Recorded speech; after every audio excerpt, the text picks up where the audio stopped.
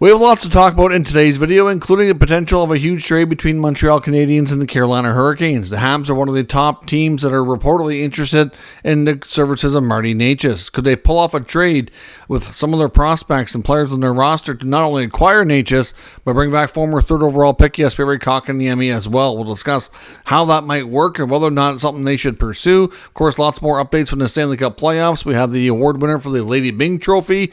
Lots of updates in the coaching world around the Los Angeles Kings, Ottawa Senators, and the New York Islanders. And we finally have the end to the PWHL season, and we have our first champions. We'll discuss all that and more coming up next. So welcome back to another video here at Top Shelf Hockey. As I mentioned, we have lots to cover here today. Let's get started first with the latest from the Stanley Cup playoffs. Of course, Game 5 in the Eastern Conference Final, of course, between the Rangers and the Panthers is just about ready to get going here as I start to record this video. Series is tied 2-2. The Rangers now have home ice tonight. We'll see if they can play a better game and take the lead in this series, or if Florida will be the one to take a 3-2 series lead. Personally, I think the Panthers have been the better team by far in this series. The Rangers are kind of riding on Igor Shesterkin being the main contributor here to keeping this series close. They have a number of players, including a lot of their top forwards, that need to get going to have a better chance to win this series. They need to generate a little bit more in special teams to start winning that battle, because Florida's had the edge there as well. And defensively, they've had some weird breakdowns and some different looking coverage that certainly needs to correct itself as well. So we're curious to see how Game 5 goes tonight. Of course, we had the Western Conference Series, Game 4 last night between the Oilers and the Dallas Stars. The final game in Edmonton before it shifts back to Dallas for Game 5. And it did not look good for Edmonton early on. Dallas got off to a hot start, scored 2 goals in the first half of the first period, and the crowd went quiet. The Stars were looking really good. The Oilers were not. A couple of, breakdowns, including the second goal, which was a bizarre one, which was basically went off on Darnell Nurse's butt. It was, Darnell Nurse has had his fair share of ups and downs and poor play in the playoffs. And, I know he's taken a lot of criticism, and most of it's justified, but it's like when it rains, it pours. Like that one had nothing to do with him being, making big mistakes or anything. It's just the puck goes off his rear end and into the net. You just can't get worse luck than that. Thankfully, the Oilers were able to find their games, and Nurse himself actually played much better the rest of the way. After a bad start, he's dashed 2, had one go off his button in the net. You'd think that, he would have had every reason to be pessimistic and just not himself, but he still managed to persevere and play a strong game, and he was a big part of the comeback. We saw goals from Ryan McLeod, which was huge after getting back in the lineup, and Evan Bouchard on basically a pass off the pads from Connor McDavid to get the game tied before the end of the first.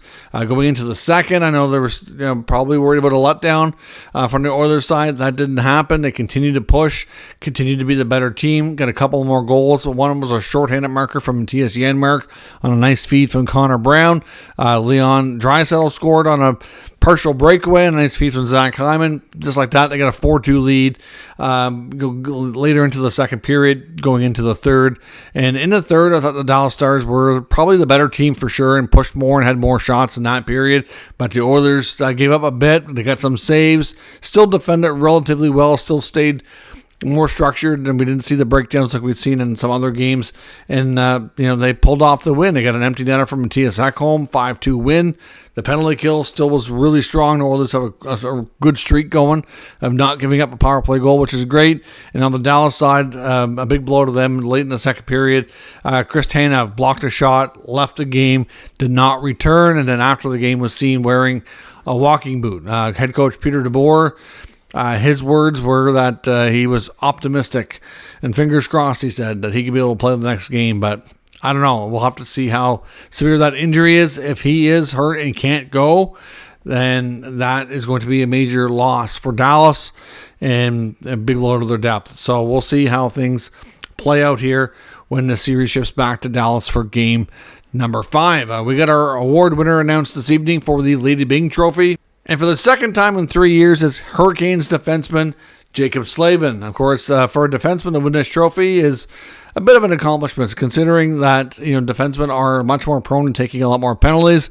He rarely does so, which is quite a feat while playing really, really good defense, pitching in on the offense, and doing so in a way that's, always considered very sportsmanlike. So Slavin, again, had a great season, definitely deserves the award. Elias Pettersson was number 2, and Austin Matthews was 3rd in voting, so that was your 3 finalists. Not much of a difference between Pettersson and Matthews. He just nudged, there's a couple of points ahead there for Pettersson. So congratulations to Jacob Slavin. We get the schedule today as well for the Stanley Cup final, and it is spread out. It's going to possibly push the season ending as late as June 24th, depending on if it goes to 7 games or not. We know the series will kick off on Saturday, June the 8th, followed by June 10th. So the first 2 games will have 1 day between, pretty normal. They're going to get 2 days off after that to travel to the next city. So they'll be off the 11th and 12th, with games 3 and 4 being on the 13th and 15th respectively. And then every time they go to game 5, 6, and 7, they get 2 days in between. So it'll go 18th, 21, 24. I know some people are not fond of it. I know because of the travel and obviously you want players to be as healthy as possible. I get it from that perspective, but it is getting late into June. It is possible that whoever wins the Stanley Cup, if it goes to 7 games especially, they're going to have people trying to get to the draft and around the same time that they would host like a celebration parade. It's going to be tight. And in all honesty, I would like to see things wrap up a little bit sooner. It doesn't have to be like way sooner, but even if it was, done by the 15th or the 17th or something like that, would make a big difference. Give them like an extra week to be able to do those things and have teams to prepare. Just makes it really, really tight with everything on the agenda afterwards, the draft and free agency, etc. But that is your schedule for the Stanley Cup final. A bunch of updates in the world of coaching today. The Los Angeles Kings today confirmed that Newell Brown, formerly of the Anaheim Ducks, has been hired as an assistant coach with the Los Angeles Kings. So he joins Jim Hiller's staff. And of course, we had already confirmed that DJ Smith, who had gone to LA to join Jim Hiller partway through last year, would be remaining with the team, but he's also been upgraded on the position to associate coach. So you got DJ as associate and Newell Brown as an assistant. Newell Brown is previously with the Ducks, so not much of a transition for him. In Ottawa, we don't have confirmation yet, but there looks to be a couple of hires going down for their coaching staff to add to the staff here for newly hired head coach Travis Green. It's expected, and we'll see if this turns out to be true, but right now it's looking like Mike Yeo, who formerly has been a head coach in the NHL on a couple of occasions and was also been an assistant coach a few times, most recently with the Vancouver Canucks last year, who resigned from the Canucks. We talked in the last day or so that the Canucks and Yeo had parted ways. His contract was expired, and they did attempt to keep him. We're willing to give him a new contract, but I think the main reason was that I think term was a bit of an issue, and he had an opportunity, from what Vancouver's media is saying, to go work closer to home. Of course, he's from Ontario, so speculation began about maybe joining Craig Berube in Toronto. But Ottawa's also there in Ontario and has got a new coaching staff. And to be honest, there is connections. He does know Travis Green well, and it's believed with Green getting started there that obviously, even if it is Toronto, either way, with a new coach coming in, he would likely get a longer contract to kind of maybe not match theirs, but both of these coaches are believed to have 4-year deals in Ontario, so it's believed he's heading to Ottawa to join Travis Green. We'll see, and he could be the associate coach as well. Whereas it's also believed that former NHL defenseman and somebody who's worked with Travis Green before, Nolan Baumgartner, will be also joining the team as an assistant coach and will work with the defense. Jack Capuano, who's been with the team for about 5 years, his contract expiring. Expectation is he won't be back, that they'll allow him to pursue other opportunities. And it is also believed, and it's not, like I said, about 90% sure, according to local media, according to Brent Wallace, who has connected a bit to the team.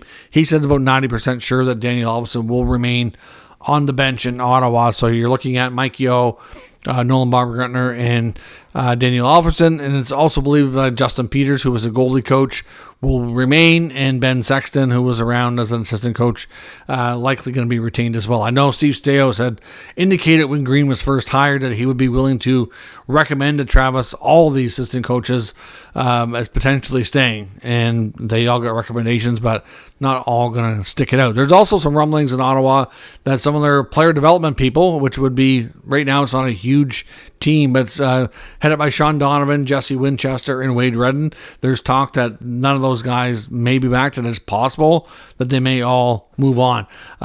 So obviously I don't know, that's not confirmed yet. I would suspect that if the Sens already know this, they're already working on replacing them and getting some new players there. It's obviously great to have alumni players around and work within an organization. So I don't really know the rationale behind all that. We'll hopefully learn more about that here in the coming days. The New York Islanders, of course, we learned yesterday, had parted ways with Mitch Korn, who had also believed to be on an expiring contract. He was the director of the goalie department in Long Island. He moves on to rejoin Barry Trotz in Nashville, where he originally got his career started, and the Islanders have replaced him. They brought up Chris Terreri to take on that role. And he formerly, of course, was the goalie coach at the AHL level, and they've hired Sergei Naumus, I believe is how you pronounce it, who was Ilya Sorokin's former goalie coach in the KHL. So he comes over and takes a job at the AHL while Terreri moves up to the NHL. The PWHL season, Professional Women's Hockey League, came to a close last night. They crowned their first league champions, which turned out to be the team from Minnesota, in an exciting 5-game series. Their first season was incredibly successful, obviously having an original 6, 3 teams in Canada, 3 teams in the U.S. The attendance and numbers have been phenomenal. The merchandise sales have been phenomenal. The crowds have been great. Very successful campaign overall. Obviously, led by Kendall Coyne Schofield, who's captain of the team Minnesota, who was instrumental in this league getting off the ground as well. And even recently became a mom too, who has a baby under a year old, and still, put in a full season, not only as a player, but playing such a large role in helping the league get going. Taylor Heisey, who was the first overall pick on the very initial PWHL draft, was crowned playoff MVP. So certainly great to see there. They've got their free agency period coming up June the 1st, which is, I guess, they're kind of like your restricted free agency. They, of course, where it's a smaller league, how they're doing things is between June 1st and June 10th. Anybody who's on an expired contract will have the exclusive rights with their existing team to negotiate a new deal. If they're still unsigned after that, there will be a period where they can negotiate with other teams shortly thereafter and kind of become an unrestricted free agent. And then they have the draft coming up in June, and there's lots of great talent that are going to be joining the league, making teams deeper and pushing players for spots. We are expected to get team names and logos for those teams, which is expected to be announced sometime later in the summer, probably in August is what they're saying right now. So there should be lots of growth, lots of news around this league. If you haven't checked it out, it's really good, solid hockey. I've watched several games on television. If you live in Canada, lots of games between CBC, TSN, and Sportsnet. Everything is streamed on their YouTube channel as well, so it doesn't matter where you live, you can get that. I took in a game in person as well. Phenomenal hockey, all kinds of talent, so I certainly recommend you check it out if you haven't had a chance to do so. Now, as I mentioned, could we see a big trade between Montreal in Carolina? Marty Necas is arguably the talk of the trade rumor, section around the NHL right now. Necas is a really talented young player who is expected to be commanding more money and more term and wants a bigger role than Carolina can likely give right now. He's probably not going to get the priority of a guy like Seth Jarvis or Jake Gensel, and it's widely expected that he gets moved and moved on this offseason. I know his father has very been outspoken as well in the European media where he's from, and over in the Czech Republic too. So not that that's going to really influence the team, but certainly it's known that he would like a bigger role and he wants to be moved. So expect that to be something that we see. Now, I know lots of teams have been mentioned, including teams like Vancouver. I know has gotten a lot of play, but Montreal's right up there as well. TSN insider Darren Dreger, on his latest podcast, as well as some other podcast hits that he's appeared on, has indicated Montreal is right up there as well. And there's also a ton of talk around NHL on social media around Natchez that Montreal, if they're going to be the team to pull it off, would they also bring back Jesperi Kotkaniemi? We've heard a lot about Kotkaniemi and the fact that he hasn't lived up to his contract in Carolina. They'd love to be able to move on, whether it be through a trade, maybe a buyout. I know there was rumors of a buyout, but I know Elliot Friedman since then has confirmed he doesn't think Carolina's going to do that. But with another team, maybe, it's hard to say. So, taking on the bad contract of Kotkaniemi might be a way to essentially lower the price tag to get a guy like Marty Natchez. So at the same time, regardless if they take both of them or not, they're both players that are definitely available, and they're potentially guys that could help the Montreal Canadiens move forward. If you take a look at their team, we know that it's pretty obvious that Ken Hughes wants to add a top six forward in Montreal. There's no doubt. Natchez can play center. He can play wing. He's right shot. He's already been a 70-point player. Who's to say he can't be even more than that, getting a bigger role, getting first power play unit, and getting to play with some really solid, talented players around him. I really think he could be a huge addition to any club, and especially an up-and-coming team like the Habs. So clearly, Montreal's got the assets to pull this off. They still have the Carey Price contract. They're going to have a big LTIR pool if necessary. Now could be the time for them to strike to get a player like this. And if, like I said, some people have the strategy that if you take Kotkaniemi too, you're helping the Canes by taking a bad contract off their hands. Maybe you can get Natchez for a cheaper price. But look at the assets that they could offer, even if they didn't do that. We know the Hurricanes are going to be needing some defense.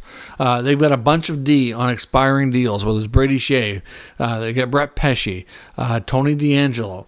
Brent Burns only has 1 year left. Like, they've had such a solid decor, and it's for the first time in a long time going to change. And it could change drastically between this year and next. They can get some guys in there that are good replacement players with some contracts, or they're younger and controllable assets.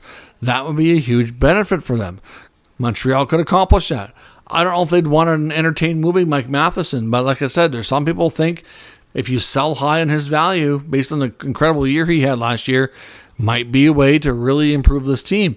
Yes, it might help the Blue Line take a small step back, but he's not going to have that top spot and get all the power play time for too much longer. A guy like Lane Hudson seems poised to kind of take that from him slowly, but of course he's going to be entering his first full campaign. That might not happen in year one, but you have an asset like that, or even a David Savard, one of the two, a veteran defenseman, both different styles, that could be of huge help to the Hurricanes. You have some young prospect D that they would probably really like as well. There's been a lot of talk between like Jordan Harris, Jaden Struble, that at least one of them is going to have to move. Justin Barron's in that boat. Could he be interesting to them? You get the multiple first-round picks. Now, they're not moving their first-round pick at 5, but would they move the Jets' first-rounder? I think they would. They have some other forward prospects that I think for the right deal and getting a guy like Natchez, whether it be Riley Kidney, Philip Masar, to some degree Owen Beck, he'd probably be less likely, but, they have the assets to pull this off, hands down. Think of the offer. Obviously they're not going to offer everything I just mentioned, but some combination of a veteran D, Matheson or Savard, a good young D, Struble or Harris, a first rounder, maybe a younger forward. Jake Evans is a name to watch too. He's 1 year from being UFA, making $1.7 million. If they move Kotkaniemi, they're going to want a center for their bottom 6. Evans could be that guy. There's a lot of talk that Evans probably won't remain in Montreal past the coming season. So why not get something included for an asset for him now too? It just, there's lots of Armia played strong at the end of the year. Would he be entertaining at all to the Hurricanes, even if he's not? Like I said, that's a lot of assets. Veteran D, solid young D, solid young, bottom 6 center, a first round pick, maybe you can make it as whatever you need to. And none of those are assets that you're all that upset about. And then here's another thing. If Montreal could trade for Natchez and Kotkaniemi so that you hopefully get a better price, better deal, and then buy Kotkaniemi out. You don't even have to keep him. The cost is only going to be, he's got 6 years left on his contract. It's only going to cost about $10 million, and it's over twice the period of time. You're looking like a cap hit under $1 million. So the buyout would not be a big deal. A team like Carolina, And Tom Dunn would probably fuss hardcore over that. But a team like Montreal would not. With a rising cap, I mean, it's a 1/3 buyout because he's still young. Maybe you like Kotkaniemi, you want to keep him, but problem is that that 1/3 buyout only will exist for so long. You don't have a ton of time to take advantage of that. So it's debatable if you're going to do it, you need to do it immediately, to me, or you're going to keep him for a while.